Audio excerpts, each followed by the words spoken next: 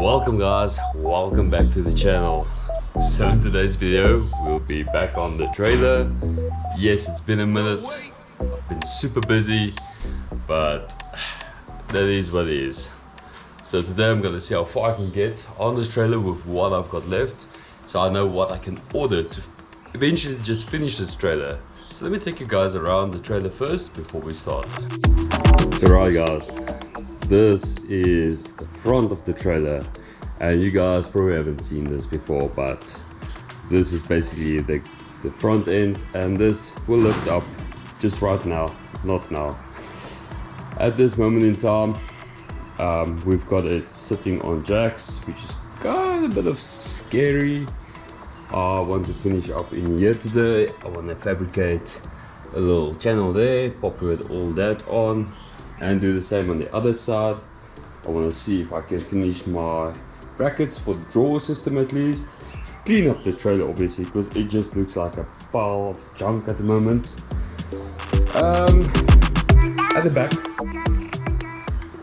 we do have all of these little locks, and then the spring locks.